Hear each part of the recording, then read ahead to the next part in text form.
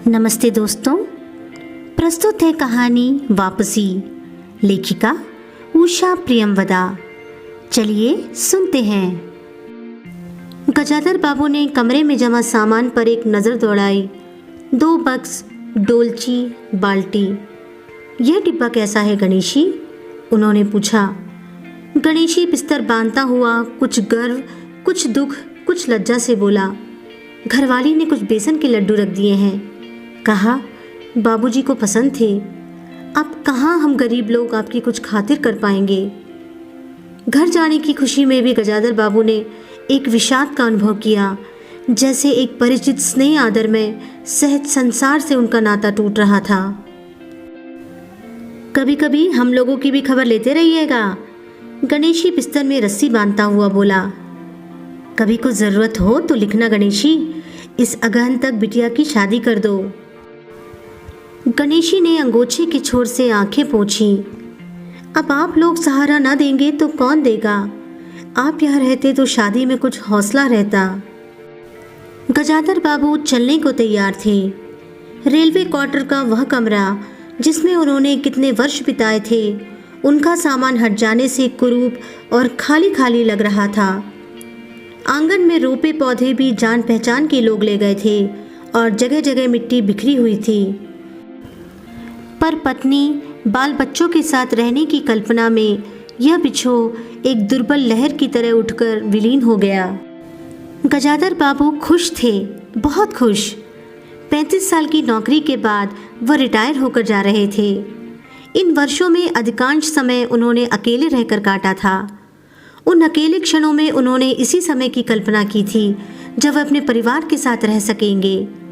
इसी आशा के सहारे वह अपने अभाव का बोझ ढो रहे थे। संसार की दृष्टि में उनका जीवन सफल कहा जा सकता था।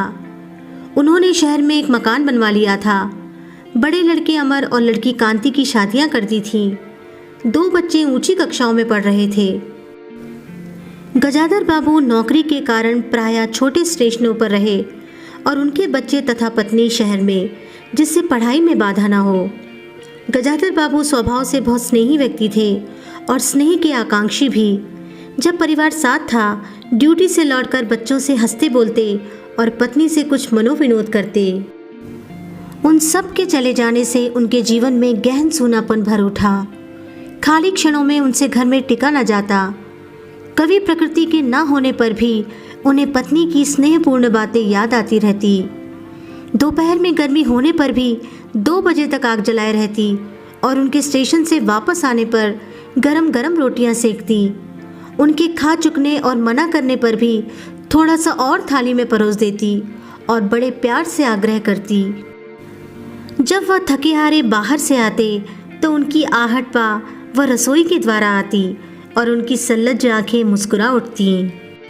गजाधर बाबू को तब हर छोटी बात भी याद आती और वह उदास हो उठते। अब कितने वर्षों बाद यह अवसर आया था जब वह फिर उसी स्नेह और आदर के मध्य रहने जा रहे थे। टोपी उतारकर गजाधर बाबू ने चारपाई पर रख दी। जूते खोलकर नीचे खिसका दिए। अंदर से रह रहकर कहकहों की आवाज़ आ रही थी। इतवार का दिन था। उनके सब बच्चे इकट्ठे होकर नाश्ता कर रहे थे। गजाधर बाबू के सूखे चेहरे पर स्निग्ध मुस्कान आ गई। उसी तरह मुस्कुराते हुए वह बिना खांसे अंदर चले आए।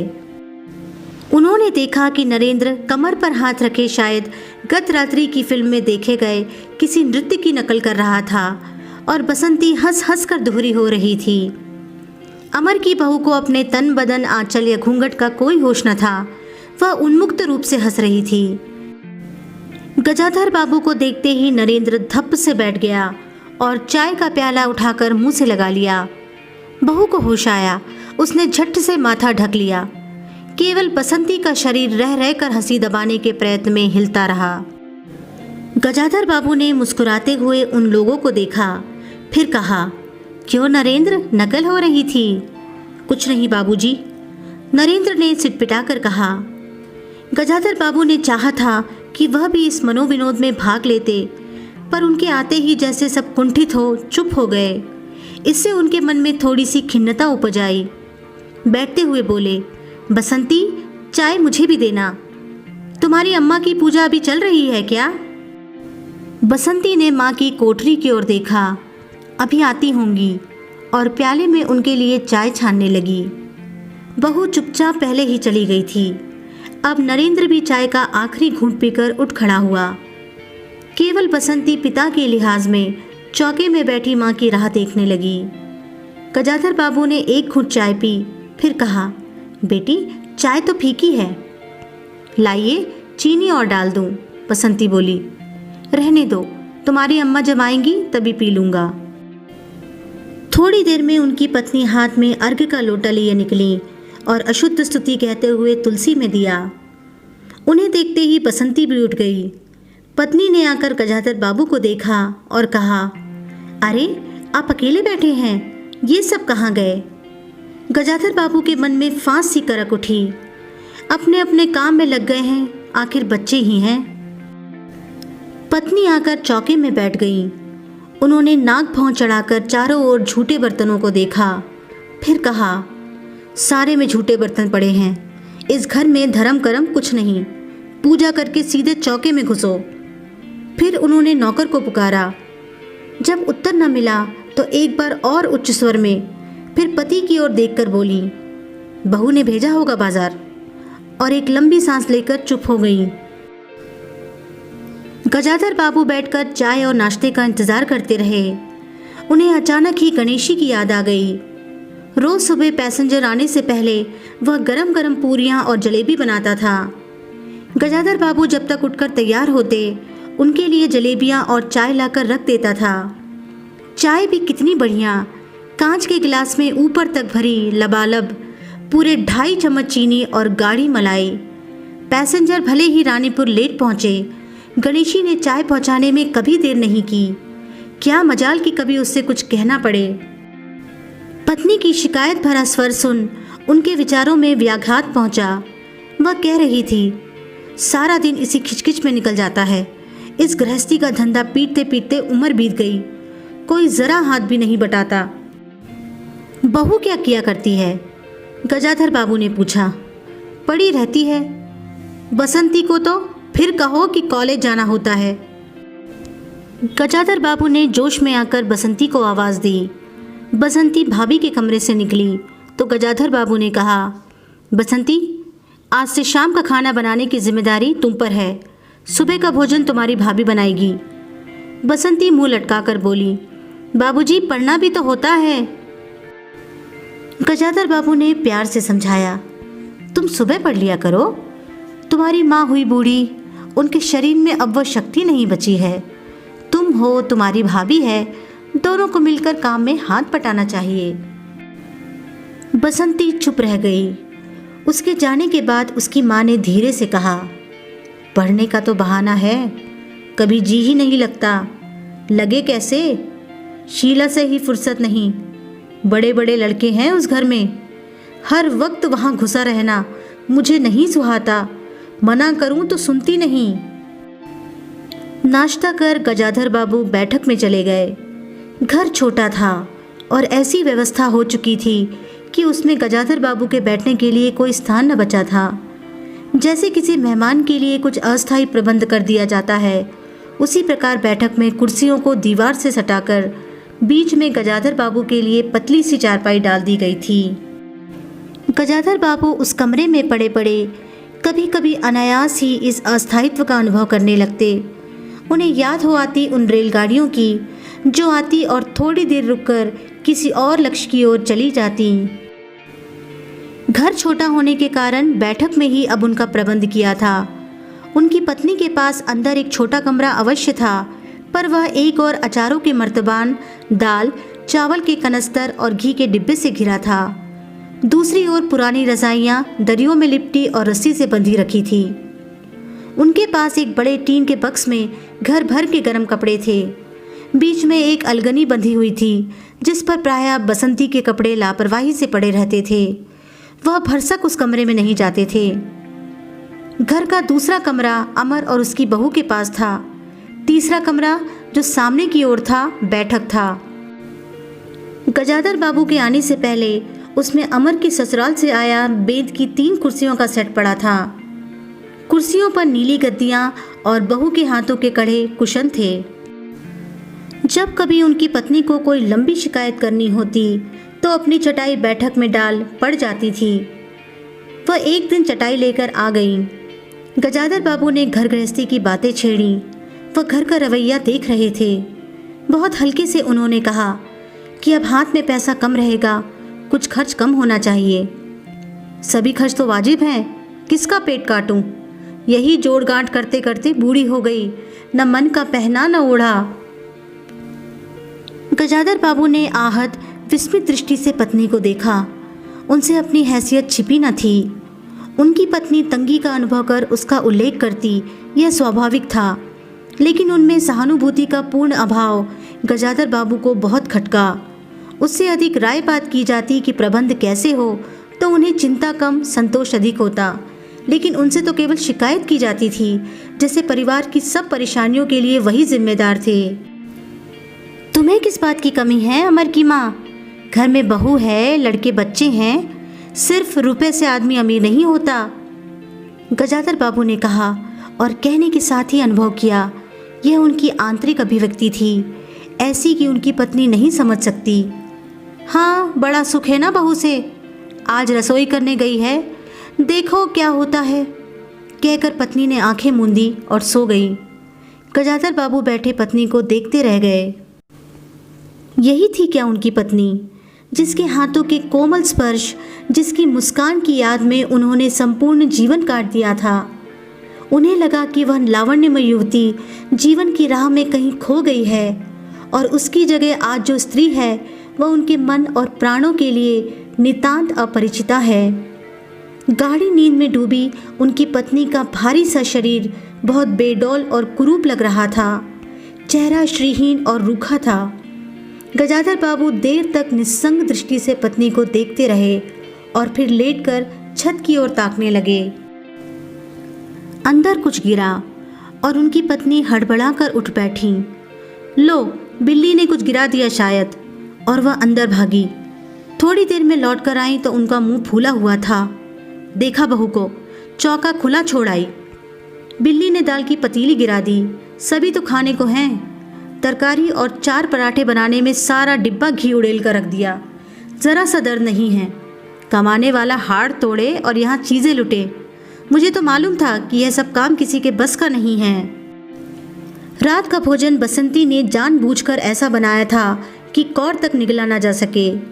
गजाधर बाबू चुपचाप खाकर उठ गए, पर नरेंद्र थाली सरकाकर उठ खड़ा हुआ और बोला, मैं ऐसा खाना नहीं खा सकता। बसंती तुनक कर बोली, तो ना खाओ, कौन तुम्हारी खुशामद करता है? तुमसे खाना बनाने को कहा किसने था? नरेंद्र चिल्लाया। बाबूजी ने। बाबूजी को बैठे बैठे यही सोचता है। बसंती को उठाकर माँ ने नरेंद्र को मनाया और अपने हाथ से कुछ बनाकर खिलाया। गजाधर बाबू ने बाद में पत्नी से कहा, इतनी बड़ी लड़की हो गई, उसे बनाने तक का शऊर नहीं आया। अरे आता सब कुछ है, करना नहीं चाहती, पत्नी ने उत्तर दिया। अगली शाम माँ को रसोई में देख कपड़े बदलकर बसंती बाहर आई तो बैठक से गजाधर बाबू ने टोक दिया, कहाँ जा रही हो? पड़ोस में शीला के घर, बसंती ने कहा। कोई ज़रूरत नहीं है, अंदर जाकर पढ़ो, गजाधर बाबू ने कड़े स्वर में कहा। कुछ देर अनिश्चित खड़े रहकर बसंती अंदर चली गई। गजाधर बाबू शाम को टहलने चले जाते थे। लौट कर आए तो पत्नी ने कहा, क्या कह दिया बसंती से? शाम से मुंह लपेटे पड़ी है, खाना भी नहीं खाया। गजाधर बाबू खिन्न हो आए। पत्नी की बात का उन्होंने कुछ उत्तर नहीं दिया। उन्होंने मन में निश्चय कर लिया कि बसंती की शादी जल्दी ही कर देनी है। उस दिन के बाद बसंती पिता से बची बची रहने लगी। जाना होता तो पिछवाड़े से जाती। गजाधर बाबू ने 2-1 बार पत्नी से पूछा तो उत्तर मिला, रूठी हुई है। गजाधर बाबू को और रोष हुआ। लड़की के इतने मिजाज, जाने को रोक दिया तो पिता से बोलेगी नहीं। फिर उनकी पत्नी ने सूचना दी कि अमर अलग रहने की सोच रहा है। क्यों? गजाधर बाबू ने चकित होकर पूछा। पत्नी ने साफ साफ उत्तर नहीं दिया। अमर और उसकी बहू को शिकायतें बहुत थीं। उनका कहना था कि गजाधर बाबू हमेशा बैठक में ही पड़े रहते हैं, कोई आने जाने वाला हो तो कहीं बिठाने को जगह नहीं। अमर को अब भी वह छोटा सा समझते और मौके बेमौके टोक देते थे। बहू को काम करना पड़ता था और सास जब तब फूहड़पन पर ताने देती रहती थी। हमारे आने के पहले भी कभी ऐसी बात हुई थी? गजाधर बाबू ने पूछा। पत्नी ने सिर हिलाकर जताया कि नहीं। पहले अमर घर का मालिक बनकर रहता था। बहू को कोई रोक टोक न थी। अमर के दोस्तों का प्रायः यही अड्डा जमा रहता था। अंदर से नाश्ता चाय तैयार होकर जाता रहता था। बसंती को भी वही अच्छा लगता था। गजाधर बाबू ने बहुत धीरे से कहा, अमर से कहो जल्दबाजी की कोई ज़रूरत नहीं है। अगले दिन वह सुबह घूमकर लौटे तो उन्होंने पाया कि बैठक में उनकी चारपाई नहीं है। अंदर आकर पूछने वाले ही थे कि उनकी दृष्टि रसोई के अंदर बैठी पत्नी पर पड़ी। उन्होंने यह कहने को मुंह खोला कि बहू कहाँ है, पर कुछ याद कर चुप हो गए। पत्नी की कोठरी में झांका तो अचार, रजाइयों और कनस्तरों के मध्य अपनी चारपाई लगी पाई। गजाधर बाबू ने कोट उतारा और कहीं टांगने को दीवार पर नजर दौड़ाई। फिर उसे मोड़कर अलगनी के कुछ कपड़े खिसकाकर एक किनारे टांग दिया। कुछ खाए बिना ही अपनी चारपाई पर लेट गए। कुछ भी हो, मन आखिरकार बूढ़ा ही था। सुबह शाम कुछ देर टहलने अवश्य चले जाते, पर आते आते थक उठते थे। गजाधर बाबू को अपना बड़ा सा खुला हुआ क्वार्टर याद आ गया। निश्चिंत जीवन, सुबह पैसेंजर ट्रेन आने पर स्टेशन की चहल पहल, चिर परिचित चेहरे और पटरी पर रेल के पहियों की खटखट जो उनके लिए मधुर संगीत की तरह था। तूफान और डाकगाड़ी के इंजनों की चिंगाड़ उनकी अकेली रातों की साथी थी। सेठ रामजीमल के मिल के कुछ लोग कभी कभी पास आ बैठते, वही उनका दायरा था, वही उनके साथी। वह जीवन अब उन्हें एक खोई निधि सा प्रतीत हुआ। उन्हें लगा कि वह जिंदगी द्वारा ठगे गए हैं। उन्होंने जो कुछ चाहा उसमें से उन्हें एक बूंद भी ना मिली। लेटे हुए वह घर के अंदर से आते विविध स्वरों को सुनते रहे। बहू और सास की छोटी सी झड़प, बाल्टी पर खुले नल की आवाज़, रसोई के बर्तनों की खटपट और उसी में गौरैयों का वार्तालाप। और अचानक ही उन्होंने निश्चय कर लिया कि अब घर की किसी बात में दखल न देंगे। यदि गृहस्वामी के लिए पूरे घर में एक चारपाई की जगह यही है तो यही सही, वे यहीं पड़े रहेंगे। अगर कहीं और डाल दी गई तो वहाँ चले जाएंगे। यदि बच्चों के जीवन में उनके लिए कहीं स्थान नहीं तो अपने ही घर में परदेशी की तरह पड़े रहेंगे। और उस दिन के बाद सचमुच गजाधर बाबू कुछ नहीं बोले। नरेंद्र मांगने आया तो बिना कारण पूछे उसे रुपए दे दिए। बसंती काफ़ी अंधेरा हो जाने के बाद भी पड़ोस में रही तो भी उन्होंने कुछ नहीं कहा। उन्हें सबसे बड़ा गम यह था कि उनकी पत्नी ने भी उनमें कुछ परिवर्तन लक्ष्य नहीं किया।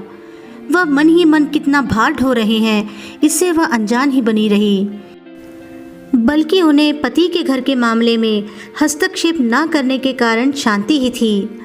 कभी कभी कह भी उठती, ठीक ही है, आप बीच में ना पड़ा कीजिए, बच्चे बड़े हो गए हैं, हमारा जो कर्तव्य था कर रहे हैं, पढ़ा रहे हैं, शादी कर देंगे। गजाधर बाबू ने आहत दृष्टि से पत्नी को देखा। उन्होंने अनुभव किया कि वह पत्नी व बच्चों के लिए केवल धनोपार्जन के निमित्त मात्र है।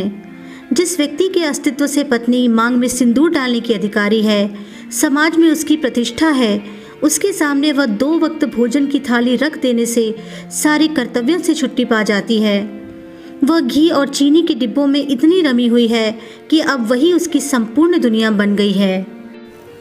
गजाधर बाबू उसके जीवन के केंद्र नहीं हो सकते। उनका तो अब बेटी की शादी के लिए भी उत्साह बुझ गया। किसी बात में हस्तक्षेप न करने के निश्चय के बाद भी उनका अस्तित्व उस वातावरण का एक भाग न बन सका। उनकी उपस्थिति उस घर में ऐसी असंगत लगने लगी थी जैसे सजी हुई बैठक में उनकी चारपाई थी। उनकी खुशी एक गहरी उदासीनता में डूब गई। इतने सब निश्चयों के बावजूद भी गजाधर बाबू एक दिन बीच में दखल दे बैठे। पत्नी स्वभावानुसार नौकर की शिकायत कर रही थी, कितना लापरवाह है, बाजार की हर चीज़ में पैसा बनाता है, खाने बैठता है तो खाता ही चला जाता है। गजाधर बाबू को बराबर यह महसूस होता रहता था कि उनके घर का रहन सहन और खर्च उनकी हैसियत से कहीं ज़्यादा है। पत्नी की बात सुनकर लगा कि नौकर का खर्च बिल्कुल बेकार है, छोटा मोटा काम है, घर में 3 मर्द है, कोई न कोई कर ही देगा। उन्होंने उसी दिन नौकर का हिसाब कर दिया। अमर दफ्तर से आया तो नौकर को पुकारने लगा। अमर की बहू बोली, बाबूजी ने नौकर छुड़ा दिया। क्यों? कहते हैं खर्च बहुत है। यह वार्तालाप बहुत सीधा सा था, पर जिस टोन में बहू बोली गजाधर बाबू को खटक गया। उस दिन जी भारी होने के कारण गजाधर बाबू टहलने नहीं गए थे। आलस्य में उठकर बत्ती भी नहीं जलाई। इस बात से बेखबर नरेंद्र माँ से कहने लगा, अम्मा तुम बाबूजी से कहती क्यों नहीं? बैठे बिठाए कुछ नहीं तो नौकर ही छुड़ा दिया। अगर बाबूजी यह समझे कि मैं साइकिल पर गेहूं रख आटा पिसाने जाऊं तो मुझसे यह नहीं होगा। हाँ अम्मा, बसंती का स्वर था, मैं कॉलेज भी जाऊं और लौटकर घर में झाड़ू भी लगाऊं, यह मेरे बस की बात नहीं है। बूढ़े आदमी हैं, अमर भुनभुनाया, चुपचाप पड़े रहें, हर चीज़ में दखल क्यों देते हैं? पत्नी ने बड़े व्यंग से कहा, और कुछ नहीं सूझा तो तुम्हारी बहू को ही चौके में भेज दिया। वह गई तो 15 दिन का राशन 5 दिन में बनाकर रख दिया। बहू कुछ कहे इससे पहले ही वह चौके में घुस गई। कुछ देर में अपनी कोठरी में आई और बिजली जलाई तो गजाधर बाबू को लेटे देख बड़ी सिटपिटाई। गजाधर बाबू की मुख मुद्रा से वह उनके भावों का अनुमान न लगा सकी। वह चुप आंखें बंद किए लेटे रहे।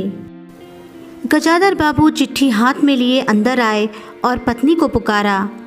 वह भीगे हाथ लिए निकली और आंचल से पोंछती हुई पास आ खड़ी हुई। गजाधर बाबू ने बिना किसी भूमिका के कहा, मुझे सेठ रामजी मल की चीनी मिल में नौकरी मिल गई है। खाली बैठे रहने से तो 4 पैसे घर में आए वही अच्छा है। उन्होंने तो पहले ही कहा था, मैंने ही मना कर दिया था। फिर कुछ रुककर जैसे बुझी हुई आग में एक चिंगारी चमक उठे। उन्होंने धीमे स्वर में कहा, मैंने सोचा था कि बरसों तुम सबसे अलग रहने के बाद अवकाश पाकर परिवार के साथ रहूँगा। खैर परसों जाना है, तुम चलोगी? मैं? पत्नी ने सकपका कर कहा, मैं चलूँगी तो यहाँ का क्या होगा? इतनी बड़ी गृहस्थी, फिर सयानी लड़की। बात बीच में काट गजाधर बाबू ने हताश स्वर में कहा, ठीक है तुम यहीं रहो, मैंने तो ऐसे ही कहा था, और गहरे मौन में डूब गए। नरेंद्र ने बड़ी तत्परता से बिस्तर बांधा और रिक्शा बुला लाया। गजाधर बाबू का टिन का बक्स और पतला सा बिस्तर उस पर रख दिया गया। नाश्ते के लिए लड्डू और मठरी की डलिया उस पर रख गजाधर बाबू रिक्शे पर बैठ गए। एक दृष्टि उन्होंने अपने परिवार पर डाली, फिर दूसरी ओर देखने लगे। रिक्शा चल पड़ा। उनके जाने के बाद सब अंदर लौट आए। बहू ने अमर से पूछा, सिनेमा ले चलिएगा ना? बसंती ने उछलकर कहा, भैया हमें भी। गजाधर बाबू की पत्नी सीधे चौके में चली गई। बची हुई मठरियों को कटोरदार में रखकर अपने कमरे में लाई और कनस्तरों के पास रख दिया। फिर बाहर आकर कहा, अरे नरेंद्र, बाबूजी की चारपाई कमरे से निकाल दे, उसमें चलने तक की जगह नहीं है।